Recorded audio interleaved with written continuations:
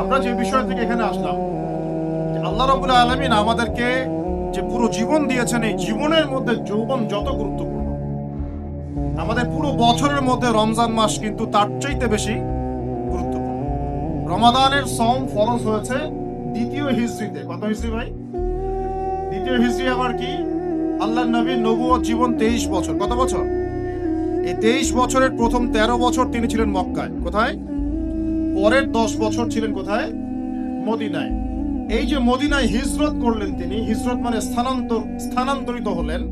এই হিজরতের প্রথম বছরটাকে বলা হয় প্রথম হিজরি, হিজরতের দ্বিতীয় বছরটাকে বলা হয় দ্বিতীয় হিজরি। এই দ্বিতীয় হিজরিতে আল্লাহ রাব্বুল আলামিন রমজান মাসের রোজাটা ফরজ করেছেন। তার আগে কি ফরজ ছিল তাহলে? তার আগে ফরজ ছিল আশুরা রোজা। কিসের রোজা? আশুরা রোজার নাম শুনেছেন তো? কোনটা?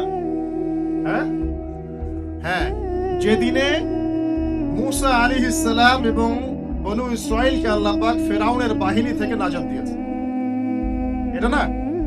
আচ্ছা, এটা আগে ফরজিয়াতের পর্যায়ে ছিল। যখন রমাদানের সম ফরজ করা হয় তখন এটা নফল হয়ে যায় এবং গুরুত্বপূর্ণ নফল। এখন দ্বিতীয় হিজরিতে শুধুমাত্র রোজাই কিন্তু ফরজ হয়নি, আরো দুইটা জিনিস হয়েছে যেটা অনেকে আলোচনায় নিয়ে আসেন না। দ্বিতীয় হিজরিতে 3টা জিনিস আমরা পেয়েছি। কয়টা ভাই? 3টা। এক, আগে আমরা নামাজ পড়তাম বাইতুল মাকদাস বা বাইতুল মাকদিস, ওই যে জেরুজালেম, সেদিকে মুখ করে নামাজ পড়তাম। ওইটা ছিল আমাদের কেবলা। কেন কেবলা ছিল? কারণ সমস্ত আম্বিয়া কেরামের বেশিরভাগই সেখানে এসেছেন এবং সেখান থেকে নবী সাল্লাল্লাহু আলাইহি ওয়াসাল্লামকে মেরাজে নিয়ে যাওয়া হয়েছে এবং ওই জায়গাটা বরকতময়। আমাদের প্রথম কেবলা ছিল বাইতুল মাকদিস। এই যে রমজান মাসে আমরা নতুন একটা দিক পেলাম, নতুন এক কেবলা পেলাম, নতুন একটা জাতি গঠন করলাম। আল্লাহু আকবার। রমজান মাস শুধু রোজা দেয় নাই, একটা জাতির ঐক্য দিয়েছে। বলেন সুবহানাল্লাহ। এই কথাটা অনেকে বলে না। রমজানে রোজা ফরজ হয়েছে, পাশাপাশি একটা নতুন জাতির উত্থান ঘটেছে। তার নাম কোন জাতি? মুসলিম জাতি। যে জাতি সমস্ত নবীদেরকে আল্লাহর নবী বলে স্বীকার করে। ইব্রাহিম আলাইহিস সালাম আল্লাহর নবী, আমরা তাও স্বীকার করি। দাউদ, সুলাইমান, মুসা, ঈসা সবাই আল্লাহর নবী, আমরা স্বীকার করি। তাওরাত, জাবুর, ইনজিল সমস্ত কিতাব আল্লাহ নাজিল করেছেন, আমরা স্বীকার করি। তবে আমরা বিশ্বাস করি এই কিতাব এবং রাসূলগণ একটা নির্দিষ্ট সময়ে নির্দিষ্ট গোত্রের জন্য প্রযোজ্য ছিলেন। যখন মানুষ সেই আসমানি কিতাব বিকৃত করা শুরু করেছিল, আল্লাহ পাক নতুন কিতাব নাজিল করেছেন। এরই ধারাবাহিকতায় আল্লাহ পাক সর্বশেষ নবী মুহাম্মদুর রাসূলুল্লাহ সাল্লাল্লাহু আলাইহি ওয়াসাল্লামকে শেষ নবী করেছেন, যার পরে আর কোনো নবী নাই। এবং তার কাছে নাজিল করেছেন আল কোরআন। এই কোরআনের পরেও কোনো কিতাব নাই। এই যে একটা ইস্যু চলে মাঝে মাঝে, কিছু মানুষ আল্লাহর নবীর পরে নবুয়ত দাবি করে না? করে কি না? আপনারা মনে করেন যে এটা হচ্ছে একটা ধর্মতাত্ত্বিক ইস্যু। অনেকেই এটা মনে করে, বেশিরভাগ মানুষই মনে করে এটা একটা রিলিজিয়াস ইস্যু, তাই না? ধর্মতাত্ত্বিক ইস্যু। আসলে এটা একটা জিওপলিটিক্যাল ইস্যু, এটা একটা ভূ রাজনৈতিক ইস্যু। এটা শুধু ধর্মতাত্ত্বিক ইস্যু নয়। এই যে কয়দিন আগে মারামারি হলো না, আমরা তো অনেক খতমে নবুয়ত নিয়ে অনেক কথা বলছি না? আমরা তো বিশ্বাস করি মুহাম্মদ সাল্লাল্লাহু আলাইহি ওয়াসাল্লাম সর্বশেষ নবী, তারপরে কোনো নবী নেই। কিন্তু ভণ্ড নবী আসবে 30 জন। কতজন? বাংলাদেশে এই পাঞ্জাবকে কেন্দ্র করে এই যে ইংরেজ আমলে যে ঘটনাগুলো ঘটেছে, পাঞ্জাবি একজন মায়ের সন্তান বলেছে আমি মাহদি, আমি ঈসা, পরে বলেছে সেই নাকি নবী। নাউজুবিল্লাহ। তো এই ঘটনাটাকে আপনারা মনে করেন, বেশিরভাগ মানুষ মনে করেন যে এটা হচ্ছে একটা ধর্মতাত্ত্বিক ইস্যু। আসলে এই বিষয়টা হচ্ছে একটা জিওপলিটিক্যাল ইস্যু, ভূ রাজনৈতিক ইস্যু। এটার মধ্য দিয়ে একটা পলিটিক্স চলছে, সূক্ষ্ম পলিটিক্স। কেন একটা মানুষ এই দাবি করার সাহস পাবে একটা মুসলিম উম্মার মধ্যে, একটা মুসলিম সমাজের মধ্যে এরকম দাবি করার সাহস পাবে কিভাবে? একটা এলাকায় মনে করেন সবাই খাস পর্দা করে, ওখানে একটা মেয়ে কি একদম বিকিনি পরে বের হওয়ার সাহস পাবে? যখন সাহস পাবে তখন বুঝতে হবে ওর পিছনে অনেক শক্তিধর কোন শক্তির হাত আছে। আদারওয়াইজ সে তো সাহস পেত না। বুঝতে পারছেন? এখানে মনে করি কেউই মাদক সেবন করে না, সবাই মাশাআল্লাহ মুত্তাকি মানুষ। ওপেনে একজন মানুষ মদের বোতল ঘুরে মদ খাওয়া শুরু করে। এই সাহসটা যে পেল, নিশ্চয়ের পিছনে কোনো শক্তি আছে, হয় শয়তানি আছে, অথবা না হয় তার কোন ইকোনমিক পাওয়ার আছে, না হলে কোনো জিওপলিটিক্যাল শক্তি আছে। এই ইস্যুটা শুধুমাত্র ধর্মতাত্ত্বিক ইস্যু নয়, এর পিছনে একটা পুরো ভূ রাজনৈতিক ইস্যু আছে। এটা বুঝবে কারা? যারা খিদির, যারা শেষ জামানার খিদির, যারা শুধু বাইরের চোখ দিয়ে দেখে না, যারা ভিতরের চোখ দিয়ে দেখতে পারবে। আমার কথা কঠিন মনে হচ্ছে কি? যারা শুধু বাইরের চোখ দিয়ে দেখে না, ভিতরের চোখ দিয়েও দেখতে পারে, এরা বুঝতে পারবে ইনশাআল্লাহ। অনেক সময় অমুসলিম ভাইয়েরাও ভিতরের চোখ দিয়ে দেখা শুরু করেছে এখন। হ্যাঁ, কোন কোন ক্ষেত্রে মুসলিমরাই ভিতরের চোখ দিয়ে দেখতে পাচ্ছে না, অমুসলিমরা দেখতে পাচ্ছে। কারণ আমাদের ভেতরটা তো এখন মানে করাপ্টেড হয়ে গেছে। অহংকার, রিয়া, গীবত, তমস, হিংসা, বিদ্বেষ, আমাদের কলব তো মরে শেষ। কলব মরে গেলে ভিতরের চোখ দিয়ে আমরা দেখবো কিভাবে? আল্লাহ রাব্বুল আলামিন আমাদের সবাইকে ভিতরের চোখ জিন্দা করার তৌফিক দান। প্রিয় ভাইরা, রমজান মাসে শুধু রোজা ফরজ হয়, সর্বপ্রথম যেটা হয়েছে, কেবলা পরিবর্তন করে দেওয়া হয়েছে। কেবলা পরিবর্তন মানে কি? কেবলা পরিবর্তন মানে হচ্ছে একটা নতুন জাতিগত উত্থান, বলি আল্লাহু আকবার। এরপরে আমরা আর পিছনে ফিরে তাকাই নাই। ইহুদিরা মুহাম্মদ সাল্লাল্লাহু আলাইহি ওয়াসাল্লামকে স্বীকার করলো কিনা ভ্রুক্ষেপও করতে যায় না। আমরা আমাদের গতিতে এগিয়ে গেছি।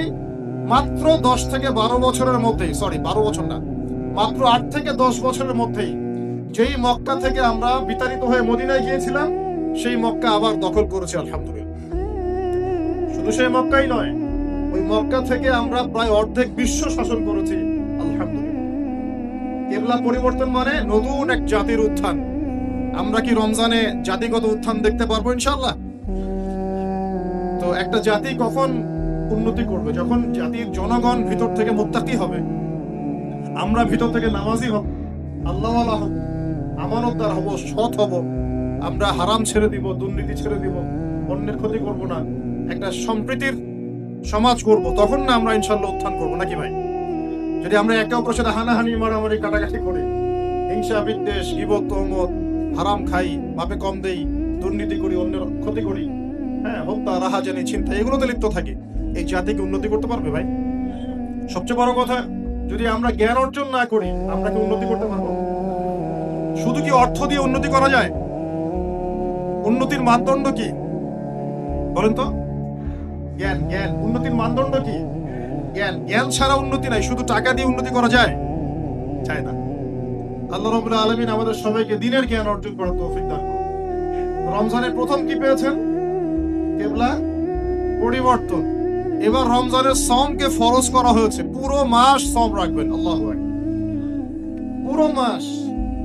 এবং এই মাসে আল্লাহ রাব্বুল আলামিন আরেকটা জিনিস মুসলিমদেরকে দিয়েছিলেন, সেটা হলো, খুব খেয়াল করে দেখবেন, এই যে কোরআন খুলবেন, দেখবেন পরপর 3 পৃষ্ঠায় 3টা আয়াত আছে, ব্যাক টু ব্যাক 3 পৃষ্ঠায় 3টা আয়াত। একটা, কুতিবা আলাইকুমুল কিসাস, তোমাদের উপর কিসাসকে ফরজ করা হলো।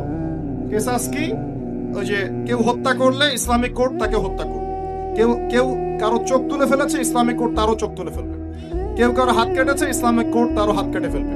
মানে চোখের বদলে চোখ, হাতের বদলে হাত, জানের বদলে জান, এটা কিসাস। দেখবেন কোরআনে সূরা বাকারায় পরপর 3 পৃষ্ঠায় 3টা কুতিবা আলাইকুম আছে, 3 পৃষ্ঠায় 3টা কুতিবা আলাইকুম, মানে ফরজ করা হলো। এক, কুতিবা আলাইকুমুল কিসাস, তোমাদের উপর কিসাসকে ফরজ করা হলো। আল্লাহ পাক বলছেন, তোমরা যদি এই কিসাসটা করতে থাকো, এর মধ্যে জীবন নিহিত আছে, তোমরা বুঝতে পারছো না। কারণ একজন খুনি মানুষকে আপনি যদি এক্সেস দেন সমাজে চলার, ও আরো 10টা খুন করবে কিনা? যখন ওকে বিচারের আওতায় নিয়ে আসবেন, দেখবেন সব ঠান্ডা হয়ে গেছে। অতএব কিসাসের মধ্যে কি আছে? জীবন আছে, জীবন আছে এর মধ্যে। তারপরের পৃষ্ঠায় গিয়ে দেখবেন, কুতিবা আলাইকুমুস সিয়াম, তোমাদের উপর রমজান মাসে রোজাকে ফরজ করা হলো। কামা কুতিবা আলাল্লাযীনা মিন ক্বাবলিকুম, যেমন করে তোমাদের পূর্ববর্তীদের উপরেও রোজাকে ফরজ করা হয়েছিল, লাআল্লাকুম তাত্তাকুন, যাতে তোমরা মুত্তাকি হতে পারো।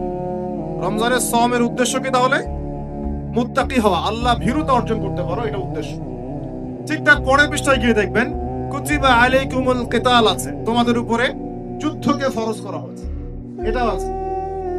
ঠিক এই কারণেই রমজান মাসে বদরের যুদ্ধ সংঘটিত হয়েছে। আল্লাহু আকবার। এই যে দ্বিতীয় হিজরি কথা বলছি, এই দ্বিতীয় হিজরিতেই কেবলা চেঞ্জ করা হয়েছে, দ্বিতীয় হিজরিতেই রমজানের সওম ফরজ করা হয়েছে, দ্বিতীয় হিজরিতেই বদরের যুদ্ধ হয়েছে। সুবহানাল্লাহ। তিনটার মধ্যে মিল পাচ্ছেন? এই তিনটাই কোরআনের পরপর 3 পৃষ্ঠা আছে। কুতিবা আলাইকুমুল কিসাস, কুতিবা আলাইকুমুস সিয়াম, কুতিবা আলাইকুমুল কিতাল। এটার মধ্যে একটা মিল আছে না? তার মানে রমজান মাস আমাদেরকে শেখাবে একটা জাতিগত ঐক্য, রমজান মাস শেখাবে কোরআনকে সময় দেয়া, কোরআনের হক আদায় করা, রমজান মাস শেখাবে আমাদেরকে অন্যায়ের বিরুদ্ধে প্রতিবাদ করা। কারণ এখানে আবু জেহেল অন্যায় করেছিল না, নাকি মুসলিমরা অন্যায় করেছে?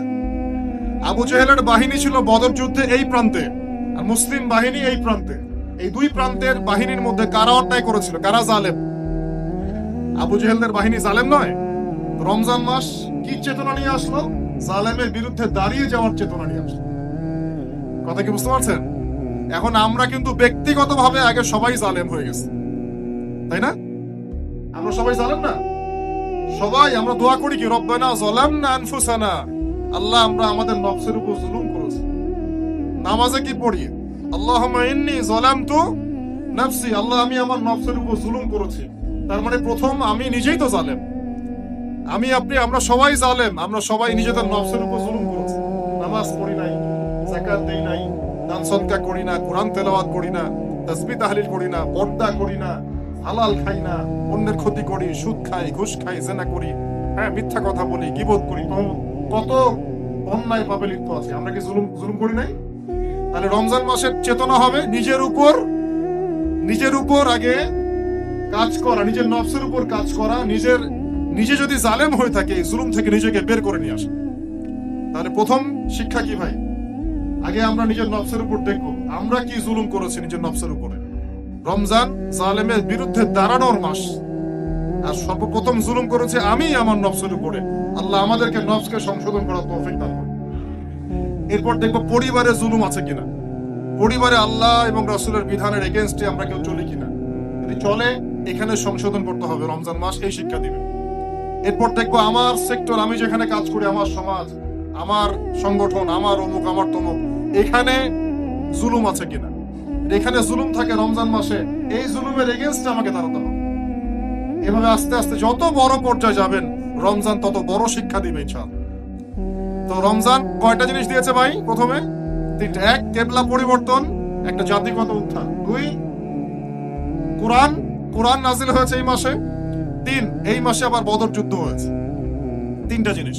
আর আজকে আমরা আলোচনা করব একটা জিনিস সংক্ষিপ্ত সময়ের মধ্যে, সেটা হলো কোরআন এবং রমাদান।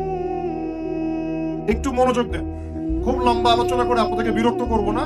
যে কথাগুলো বলবো ইনশাআল্লাহ আমি সারগর্ভ কথা বলার চেষ্টা করছি ইনশাআল্লাহ। দেখুন আমরা একটু এবার চলে যাব সূরা কদরে। কোন সূরা ভাই? আল্লাহ পাক বলেন ইন্না আনজালনাহু ফি লাইলাতিল কদর, নিঃসন্দেহে আমি কোরআনকে নাজিল করেছি কদরের রাতে। কোন রাতে? ওয়া মা আদরাকা মা লাইলাতুল কদর, হে নবী মুহাম্মদ সাল্লাল্লাহু আলাইহি ওয়াসাল্লাম আপনি কি জানেন কদরের রাত কি? লাইলাতুল কদরি খায়রুম মিন আলফি শাহর, আল্লাহ পাক বলেন কদরের রাত হচ্ছে 1000 মাসের চাইতে উত্তম। সুবহানাল্লাহ। তানাজ্জালুল মালাইকাতু ওয়ার রূহ, এই রাতে নাজিল হয়, অবতীর্ণ হন ফেরেশতা মণ্ডলী, আসমান থেকে সমস্ত ফেরেশতারা নেমে আসে। ওয়ার রূহু, এবং জিবরাইল আলাইহিস সালামও নেমে আসে। তানাজ্জালুল মালাইকাতু ওয়ার রূহু ফিহা বিইذনি রাব্বিহিম মিন কুল্লি আমর, এই রাতে আল্লাহ পাক তাকদীরের ফয়সালা করেন প্রত্যেকটা বিষয়ে। সালামুন হিয়া হাত্তা মাতলাইল ফজর, এবং ফজর পর্যন্ত এই রাতে শান্তি বিরাজ করে। শান্তি শান্তি আর শান্তি। সুবহানাল্লাহ। এই রাতে যে ইবাদত করবে 1000 মাস ইবাদত করার নেকি পাবে। কেন এই রাতটা কেন ইম্পর্টেন্ট? একটাই কারণ, এই রাতে আল্লাহ পাক কোরআন নাজিল করেছেন। কি নাজিল করেছেন? কোরআন। এখন আসেন একটু মনোযোগ ধরে রাখেন। আল্লাহ পাক কোরআন নাজিল করেছেন লাইলাতুল কদরে। আর লাইলাতুল কদর কোন মাসে? শাবানে, রজবে না রমজানে? আবার বলছি, আল্লাহ বলছেন আমি কোরআন নাজিল করেছি লাইলাতুল কদরে। লাইলাতুল কদর কি শাবানে, রজবে না রমজানে? তার মানে লাইলাতুল কদর রমজানে। রমজানের কোথায়? রমজানের শেষ দশকে। রমজানের শেষ দশকে 21, 23, 25, 27, 29 এই 5টা বেজোর রাতের যে কোনো একটা রাত হবে কি লাইলাতুল কদর। তার মানে আমরা বুঝতে পারলাম কোরআন নাজিল হয়েছে লাইলাতুল কদরে, লাইলাতুল কদর হচ্ছে রমজান মাসে, অর্থাৎ কোরআন নাজিল হয়েছে রমজান মাসে। ঠিক আল্লাহ পাক সূরা বাকারায় বলছেন শাহরু রমাদানাল্লাযী উনজিলা ফীহিল কুরআন। রমজান সেই মাস যেই মাসে শুধু কিবলাই পরিবর্তন হয়নি, শুধু বদরের যুদ্ধই করা হয়নি, রমজান মাসে কোরআনও নাজিল হয়েছে। আল্লাহু আকবার। এখন বুঝতে হবে, এবার এই জায়গায় আসেন, যখন কোরআন নাজিল হচ্ছে তখনকার পরিবেশটা কেমন? এই যুবক ভাইরা একটু খেয়াল করেন, আপনাদের জন্য এই লেকচারটা ইম্পর্টেন্ট, কারণ আগামীর কাজগুলো আপনাদেরকে করতে হবে। রমজান মাসে কোরআন নাজিল হয়েছে, এখন দেখবো আমরা কোরআন কোন প্রেক্ষাপটে নাজিল হয়েছে, কেন নাজিল হলো, কোরআন নাজিল হওয়ার কি প্রয়োজন ছিল বিশ্বে। কোরআন নাজিল হয়েছে এমন একটা সমাজে, যে সমাজটাকে আমরা বলি আইয়ামে জাহিলিয়া। কি বলি ভাই? কোথায় নাজিল হয়েছে? হেরা গুহায়। কার উপর নাজিল হয়েছে? মুহাম্মদ রাসূলুল্লাহ সাল্লাল্লাহু আলাইহি ওয়াসাল্লামের উপরে। কখন, কিভাবে, কোন প্রেক্ষাপটে? প্রেক্ষাপটটা এমন ছিল, ওই সমাজটা ছিল আবু জেহেলের শাসন। কার শাসন? আবু জেহেল মানে কি? আবু জেহেল কি তার নিজের নাম? তার নিজের নাম হলো আবুল হাকাম। নিজের নাম কি? আবুল হাকাম মানে কি? আবুল হাকাম মানে জ্ঞানের পিতা। সোজা বাংলা ভাষায় বললে আবুল হাকাম মানে বুদ্ধিজীবী। আবুল হাকাম মানে কি? আমাদের সমাজে বুদ্ধিজীবীর অভাব আছে। টকশো মাথায় ফেলছে, একদম টকশোর পর টকশো, টকশোর পর টকশো, খালি বক বক বক বক বক বক, কাজের কাজ কিছুই নাই। কথা যতটুকু, কাজ তার চেয়ে অল্প। এত কথা, সুবহানাল্লাহ। মানে পৃথিবীর সব জ্ঞানী মানুষ এখানেই আছে। ভাবখানে এমন, পৃথিবীর যত জ্ঞানী মানুষ আল্লাহ পাক এখানেই নাজিল করছে। আবুল হাকাম, তার নাম আবুল হাকাম, জ্ঞানের পিতা। কার নাম? আবুল হাকাম। তাহলে এখন বলেন, আবু জেহেলের নাম আবুল হাকাম, তো এখন আমরা ওকে আবু জেহেল বলে ডাকি কেন?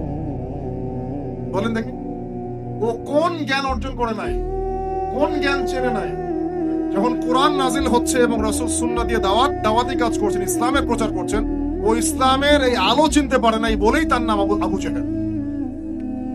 সে অনেক বস্তুবাদী জ্ঞানী ছিল ঠিকই, সমরবিদ্যা জানতো, অর্থনীতি জানতো, সে কূটনীতি জানতো, সে রাষ্ট্র পরিচালনার জ্ঞান জানতো, সে দারুন নাদওয়া পরিচালনা করতো, সে ব্যবসা করতে পারতো, সে কি জানতো না? কেন তাকে আবু জেহেল বলছি? কারণ সে কোরআন সুন্নাহর জাজল্যমান সত্যটাকে ডিনাই করেছে। এরকম লোক আমাদের সমাজে আছে কিনা? শুধু আমাদের সমাজে না, এরকম লোক দিয়ে এখনকার বিশ্বটাই ভর্তি। এখনকার বিশ্বে আবু জেহেল দিয়ে ভর্তি সব। অর্থনীতি, জিওপলিটিক্স, রাজনৈতিক প্রেক্ষাপট, philosophy, science, arts, commerce, medical science, engineering, এমন কোনো জ্ঞান নাই যে তার জানা নাই। কিন্তু কোরআন এবং সুন্নাহর জ্ঞানে মিসকিন, সত্য চিন্তা মিসকিন। ওযু করতে পারে না, গোসল করতে পারে না, নামাজের ফরজ ওয়াজিব জানে না, সুন্নত মুস্তাহাব বোঝে না, কোরআন তেলাওয়াতও করতে পারে। একটা আয়াত তেলাওয়াত করতে দাঁত ভেঙে যাচ্ছে একেবারে। একটা আয়াত তেলাওয়াত করতে, ওলামায়ে কেরামের সামনে বসলে একটা আয়াত তেলাওয়াত করতে 10টা ভুল বের করা যাবে। দিনের বেসিক জ্ঞান অর্জন করতে পারে। আবু জেহেল কাকে বলে? এই ধরনের মানুষকে আবু জেহেল বলে। আবু জেহেল কাকে বলে? কন্টেন্ট মানে দিয়ে দিও অনলাইনে। আবু জেহেল কাকে বলে? আবু জেহেলের সংজ্ঞা কি? আবু জেহেলের যুগে কি ছিল ভাই? আবু জেহেলের যুগে অনেকদিন বলেছি, মেজর 5টা সমস্যা ছিল। কয়টা? মেজর 5টা। মাইনর সমস্যা অনেক, মেজর 5টা। এক, আবু জেহেলের যুগের বেশিরভাগ মানুষ শিরক করতো। কি করতো ভাই? লাত, উজ্জা, হবল, মানাত, এইসব মূর্তির পূজা করতো। এখন হয়তো মুসলিম সমাজে এটা নাই ঠিকই, কিন্তু মুসলিমরা এখন কবর মাজার পূজা শুরু করেছে, করে নাই? মুসলিমরাও এখন নেক্সট শুরুতে ধোঁকা খাচ্ছে। শিরক তো আমাদের সমাজে চলছে। শিরক কি হয় কেন আমি লেকচার দিয়েছি, দেখবেন মুসলিম সমাজে কত শিরক চলছে। রাস্তাঘাটে উঠতে বসতে পেপার পত্রিকা খুললেই শিরক। পেপার খুলবেন, রাশিফল, সিংহ রাশি, কন্যা রাশি, দিনটা কেমন যাবে বিশ্বাস করলেই মোশরেক হয়ে যাবে। রাস্তার পাশে টিয়া পাখি দিয়ে ভাগ্য পরীক্ষা করছে, হাতটা দেখে দেন তো ভাই কি আছে, বললেই শিরক হয়ে যাবে। আংটি বিক্রি করছে, আংটি পরলে রোগ ভালো হবে, হাতে দিল রোগ ভালো হবে এই উদ্দেশ্যে, মোশরেক। হাতে দিয়েছে রোগ ভালো হবে, আমার ডায়াবেটিস ভালো হয়ে যাবে, বিসমিল্লাহ, ব্যাস মোশরেক। এই আকীদা নিয়ে পড়লেই মুশরিক। মুসলিম সমাজে অহরহ শিরক আছে। বাসায় মা বোন যারা আছে অনেকেই দেখা যায় চুল আশ্রয় চিরুনি পরে গেলে বলে আজকে মেহমান আসবে। কি আসবে আজকে? মেহমান আসবে আজকে বললেই সে। বাসা থেকে বের হচ্ছেন, আপনার পাঞ্জাবিটা একটু আটকে গেছে, আপনার স্ত্রী বলছে একটু বসে যান, অমঙ্গল হতে পারে, বসেন। বাস মুশরিক, শিরক হয়ে গেল। মুসলিম সমাজে রন্ধ্র রন্ধ্র শিরক এখন। আবু জাহেলের যুগে শিরক ছিল, এগুলো বলতে থাকলে এটা নিয়ে আলোচনা করতে হবে। আলোচনার টপিক আমার আজকে অন্য। আবু জাহেলের যুগে কি ছিল ভাই? শিরক ছিল। সমাজে রন্ধ্রে রন্ধ্রে শিরক ছিল। এখনকার সমাজেও শিরক আছে। তারা লা ইলাহা ইল্লাল্লাহ না পড়ে শিরক করতো, আমরা পড়েও শিরক করি। আল্লাহ পাক আমাদের সবাইকে শিরকের পাপ থেকে হেফাজত করুন বলিয়া। এই একটা পাপ যদি কেউ না করে ইনশাআল্লাহ সে জান্নাতে যাবে। যতই পাপ করুক না কেন, জেনা করেছে, মদ খেয়েছে, মিথ্যা বলেছে, অনেক কিছু করেছে, শুধু শিরকের পাপ করে নাই, আল্লাহ তাকে মাফ করে দিবেন ইনশাআল্লাহ। বিশ্বাস করলেন না কথাটা? নবীজি বলেছেন এই উম্মতের যে কোনো ব্যক্তি যতই পাপ করুক না কেন আল্লাহ পাক সমস্ত পাপ মাফ করতে পারে, কিন্তু শিরকের গুনাহ আল্লাহ পাক মাফ করবেন। তওবা করে যদি মারা না যায় মাফ করবেন। একটা এক্সাম্পল দিয়ে বোঝাচ্ছি তাহলে ক্লিয়ার হয়ে যাবে। মনে করেন কেউ একজন জেনা করেছে, তওবা করার সুযোগ হয় নাই, মারা গেছে। এখন আল্লাহ পাক কিয়ামতের মাঠে এই জেনার পাপটা মাফ করে দিতে পারেন, যদিও সে তওবা করে নাই। যদিও সে তওবা করে নাই, আল্লাহ পাক এই পাপটাও মাফ করতে পারেন। কিন্তু একজন ব্যক্তি শিরক করেছে, তওবা করে নাই, কিন্তু এই অবস্থায় যদি কাল কিয়ামতের মাঠে আল্লাহর সাথে সাক্ষাৎ করে, আল্লাহ তার গুনাহ মাফ করবেন। এই শিরক আর অন্য পাপের এই হলো পার্থক্য। আর সবচেয়ে কোন বিষয়টা থেকে আমাদের বেঁচে থাকা উচিত ভাই? শিরক কি ও কেন, একটা বই পাওয়া যায়, কিনে নেবেন। কিতাবুত তাওহীদ একটা বই আছে, পড়ে নেবেন। কুরআন সুন্নাহর আলোকে বিশুদ্ধ আকীদা, এরকম অনেক বই পাওয়া যায়। আর আকীদা সংক্রান্ত একটা অনবদ্য বই হলো আল আকীদা আত-তাহাওয়িয়া। এই চারটা পাঁচটা বই পড়লে আপনার শিরকের কনসেপ্ট ক্লিয়ার হয়ে যাবে ইনশাআল্লাহ। আল্লাহ পাক আমাদেরকে পড়াশোনা করার তৌফিক দান।